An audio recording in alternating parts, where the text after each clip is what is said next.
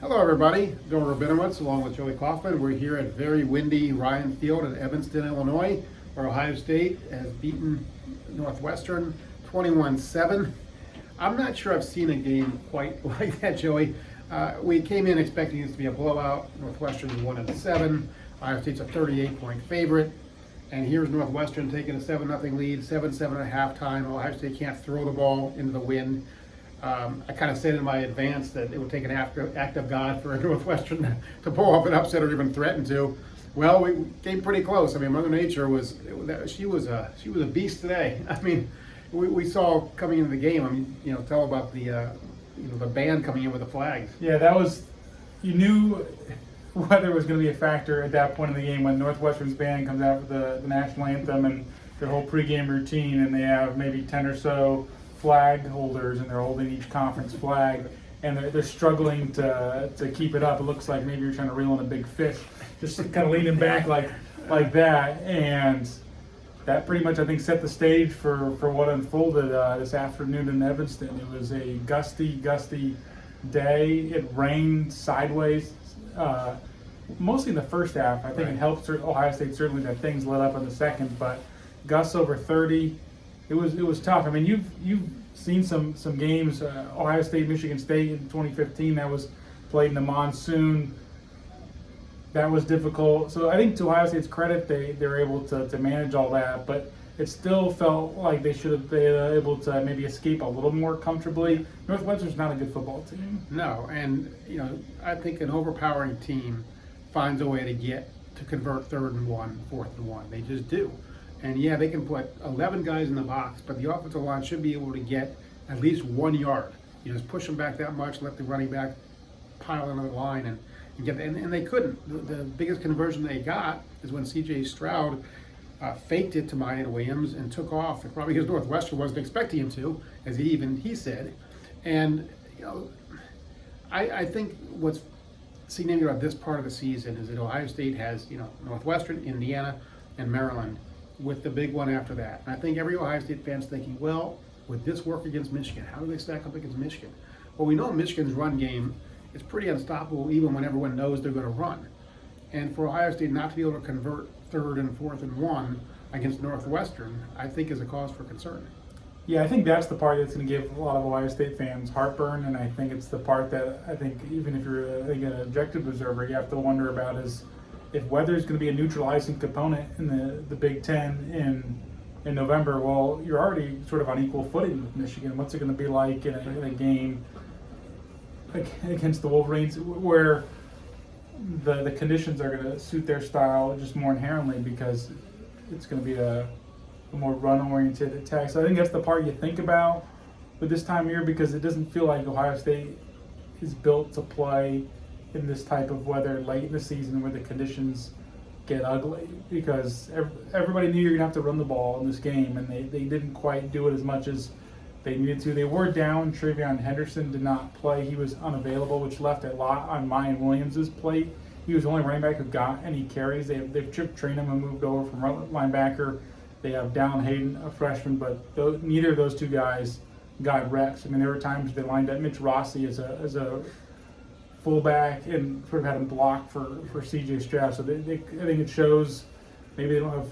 There wasn't anybody who could spell Mayan, which didn't help. But it never felt like maybe they got the push they needed to either to clear room for him. I didn't think it was Mayan Williams' fault. No. I mean, there was nowhere to go. There's nowhere to go. I think Ohio State fans are going to be obsessively watching the Weather Channel in the week before the Michigan game, praying for good weather, right? And they're going to start doing it now. I think they're going to look up weather for November 26th and refresh and refresh and refresh and pray for a heat wave, but it's 50 degrees. Right. The defense, I thought, generally played well. Look, they only held the opponent to 7 points. That's on any day a good day. But even that was a little troubling. On Northwestern scoring drive, they had a bunch of gash runs, 8 yards, 15, whatever it was. And then, Evan Hall, he's a good player. I mean, Northwestern is not devoid of good players. Evan Hall, the running back, is really good. They used direct snaps effectively. I think that was their offense. That was their offense, right. I mean, and I will say Brendan Sullivan, surprisingly, made some nice throws. I mean, There was one drive, they didn't get anything out of it, but in the fourth quarter, he had 3 conversions he escaped pressure and made nice passes and nice catches by the receivers to keep the drive alive, and that's not something Ohio State was able to do.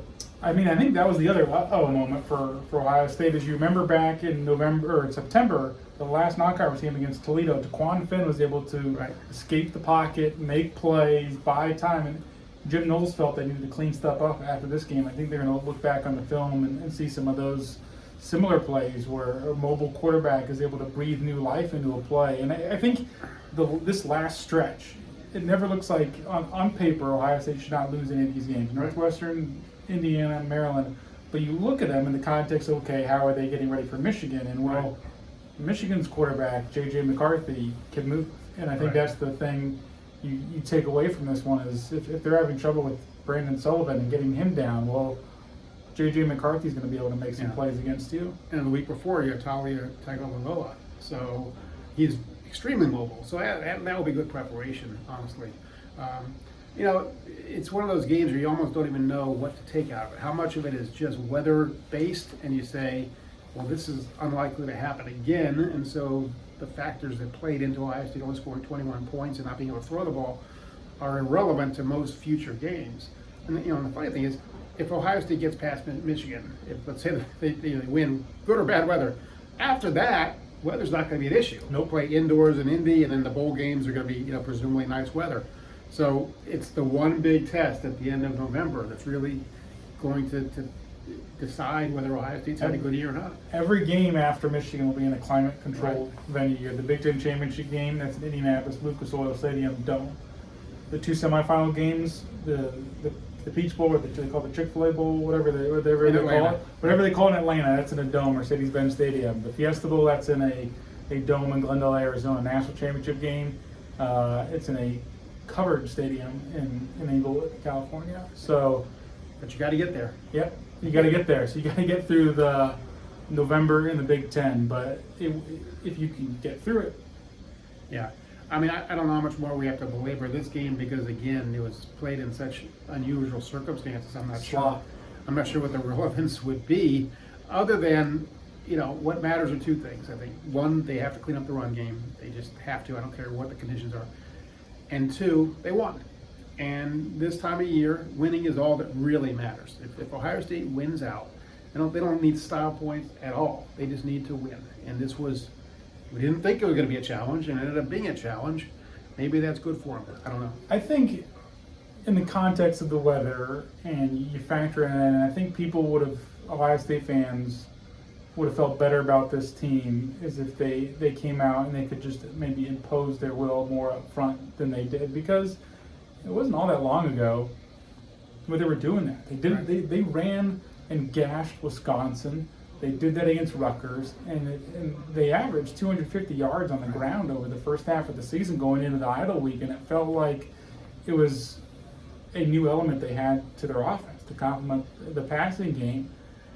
And I don't know what happened during that off week. Maybe it zapped some of their rhythm. They just haven't been good since then. They had played better teams before this weekend, Iowa, Penn State, and maybe you thought that was a product of the competition or a mid-season funk or whatever, and then maybe factor in the weather. But it still feels like there's a lot more that they should been able to do offensively. Well, that's for the coaches to work out. Next week is Indiana, presumably in slightly better weather at least. I mean, it's a home game, so I don't know what the forecast is. I'm checking that out again. But anyway, signing off here from Evanston, Illinois, where now it actually looks nice. But yeah, if you can believe us, it was raining sideways here 2 hours ago. Yeah. Again, thanks for watching.